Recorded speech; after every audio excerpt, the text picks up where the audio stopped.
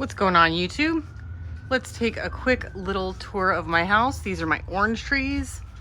That's my car. It is now 26 years old. Oh, hi. Hi there. Hi there. All right, so we're in the entryway. Hi. And here is the living room. Just got the floors refinished. 1960s, I think they said oak. This is the original 1915. Nobody can figure out what kind it is, but I turned the guest room into my office. Here is the dining area, whoop-de-doo. Family photos and books. Here's my room, whoop-de-doo. Bathroom, whoop-de-doo. Good girl. Yes, you are. I've got cardboard in the windows right now because it's hot. I'm going to take those down pretty soon. It's starting to cool down. And here's the kitchen area. Good girl. Laundry area. And the backyard. That's it. It's funny. People think I have a big fancy house. It's 1,000 square feet. Give or take. That's my roof, new roof, solar panels. I need to hose those off. Look at that. Got plenty more coming in. These are gonna be the big type of watermelons, so. Oh, there's another one. Another one. Another one. Sweet.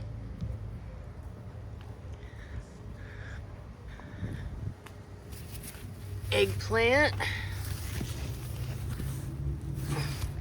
And this is how dumb I am, folks. I didn't realize I have a pecan tree. This tree right here, it's actually on my property. And I just recently found out, because Nala was eating a nut, it's a pecan tree.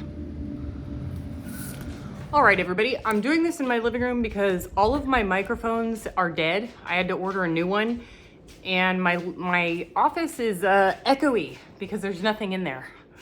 I am a minimalist, I don't like a lot of stuff. Well, there's a couple of things that I want to talk about, and that is how I paid for my house in cash in California. And I don't know, I guess this is a video of like how to not have a mortgage and no utility bills. I don't really know. So I moved to Arizona 4 years ago. And as soon as I got there, I knew it wasn't for me. Unfortunate, but the fact of the matter is that I had been saving my money for 10 years. In addition to my investments, always working 2 jobs, and I had been saving my money, and I had about $104,000 saved. That's from 10 years of saving, 10 years. So like $10,000 a year, a little less than $1,000 a month I was saving, and that's from working 2 jobs. And I was saving up for a rental property, and if you all know the story, I inherited, I hate using the word inherited. My mother passed away and I moved into her house and I took over the mortgage and I paid off the house. So inherited isn't really the right word. So I paid off the house with my own money and I was living there for 10 years. Well, as soon as I finished all the renovations, because it was a really slow process and I thought I was gonna be living there forever, my brother decided that he wanted to sell the house and get his half of the house, which was right before the boom. So we sold it for $732,000, which was $32,000 over asking price in the Bay Area of California. It's now worth like 1.4 or 1.6 million. I can't look at the house. I can't look at it. It's too painful for me. And I had nowhere to go. Literally, I had nowhere to go. I was given a very, very limited time frame. I had never purchased a house before. And because I was moving, nobody would give me a loan. Like, I didn't have a job lined up, even though I had YouTube. They would not, at that time, they do now, but at that time they would not accept YouTube as my job. even though at the time I think I was making like, I don't know, 25,000 a year on YouTube, and I only needed like a small loan. But I couldn't get the house that I wanted, so I went with the cheapest house I could find in the area I was looking at, and the area I was looking at was just as close to home as I could be in Arizona. It was a very long drive. Anyway, did that. So I bought a house for $67,000, and then the whole COVID thing happened and house prices doubled. So my $67,000 house is now worth like $145,000. I didn't do a lot of improvements, but I did remodel the kitchen, and I had the plumbing redone because the plumbing was bad. And I put in mini splits because there was no air conditioning in it, like that was not a wall. Anyway, and while I was there, pretty much the moment I got there, I realized I didn't want to be there. It was a culture shock, and I can't, you know what? It's kind of sad that I can't really tell you what I want to tell you, because there are people on this channel or people passing through who are from Arizona that will take it personally. So I'm not going to go into the details as to why I did not like Arizona, and it had nothing to do with the weather. But moving on, as soon as I got there, I decided I didn't want to be there, and I was not about to take any money out of my savings because all the money from the sale of my mom's house just went into my brokerage account for my retirement. I didn't spend any of it. So because it was during the whole lockdown, a ton of people were watching YouTube, obviously. And my channel just happened to be real popular because it was about money saving, house hacks, prepping, and it was during the whole toilet paper shortage, and some foods were out of stock. So like my content jumped like crazy. And I knew that it was going to be for a limited amount of time. We're not going to spend the rest of our lives in lockdown. And I knew I wanted to get back to California. So I had to come up with a plan and then fill in the blanks. So this is what I want. This is where I'm at. How can I get here? Right? So, first of all, when I go on an extreme savings, it's like the opposite of a binge. It's like an extreme savings binge. It's not the snowball effect. It's like extreme. So what I do, I don't just do one thing. I do like 10 things, right? So because YouTube was being so successful and our ad revenue was up and everything like that, I typically make 2 videos per week. During this time, instead of making 2 videos per week, I was making like 3 or 4. So I doubled my workload, right? And I went out and got a regular job, a full-time job. And I started selling everything I had of value. That goes from my gold and silver, my car, e-bikes, solar generators, anything I had of value. Because again, this was during lockdown. People were shopping like crazy, and people just had extra money left and right. And I was able to sell like everything. And I remember one month, the month that I sold my car, I sold like a bunch of generators. I sold my gold and silver. That one month, I made like $45,000 from selling all my extra stuff. But I was also working full time. I also took on a side job. I was doing Uber Eats, Lyft. There was one other one, DoorDash. I was doing all of those. So I was doubling or tripling my workload on YouTube. I took on 2 full-time jobs. I sold everything that I possibly could. And also the stock market was like going crazy, right? So my dividends from all of my income dividends also doubled. So like I did everything that you can imagine to get as much money in my pocket as fast as possible. I ate like, I was eating one meal. I still eat one meal a day, but I was eating one meal a day. I of course make all my own coffee at home, and coffee is where I get most of my calories. But so my meals were not like the meals that I eat now, where it's like a part of the plate is meat, a part is vegetables, and a part is like a starch. It was just like, I'm gonna eat a bowl of oatmeal today. That's my meal. For a full year and a half, I did this. And you got to remember, I sold my car for more than I bought it for, because it was during that one tiny amount of time where car prices were like way up here. Now I look at my same car that I sold and I can get it for half as much. But I bought the same car I used to have, which is a 98 Camry, years old. I think it only had 63,000 miles on it. I mean, it was a garage kept by a mechanic who had a work truck, and it was just like an extra car. So it was perfect. Still have it, still runs great. It's actually my dream car, perfect. I was using, I had shut off the electricity and gas at my house, and I was cooking on a propane camping stove or the sun oven, solar oven. So I wasn't using any gas in the house. And by the way, you don't need hot water in where I lived. It was so hot. The water was hot, even if you didn't have the water heater on. So water heater was shut off. All of the electricity in my house, I had it connected perfectly to my Energy Apex solar generator, which I later gave to a friend who was desperately in need. And it was the last one I had left. And I do regret giving it to her because it was absolutely my favorite one I've ever had.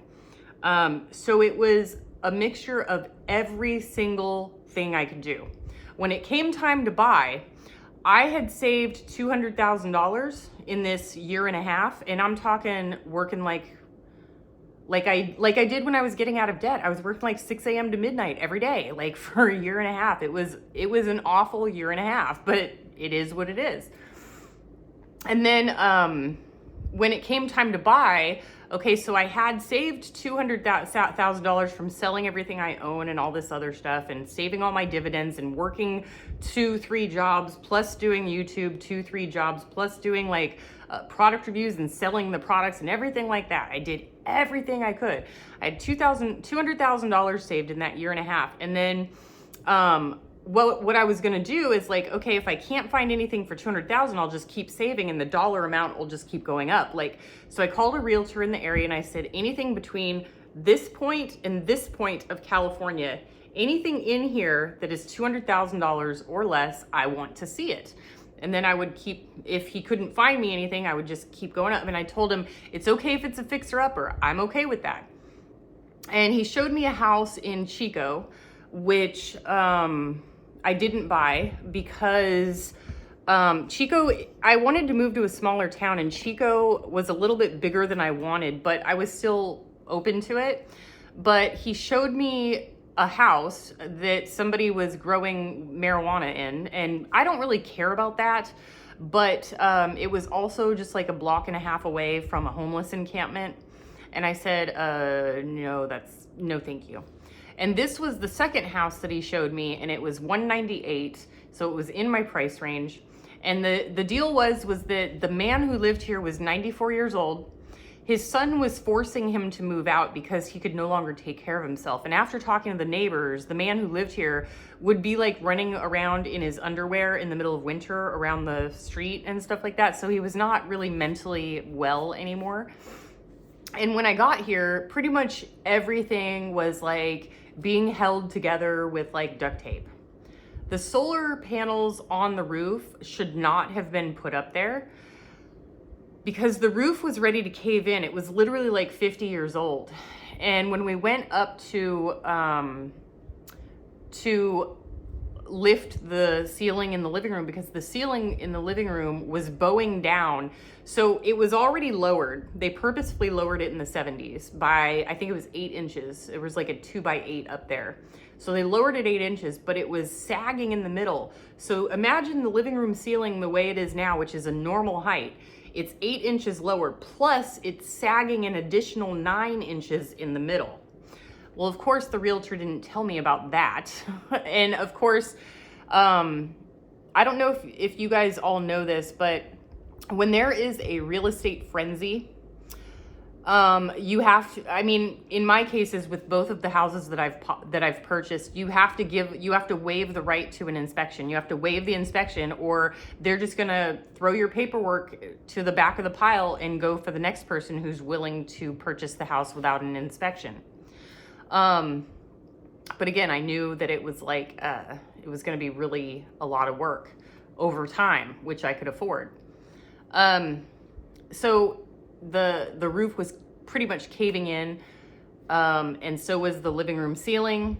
And then the pillars were so outdated and in the way and closed up the house, and the flooring was a mess. You know, pretty much everything in the house had to be redone.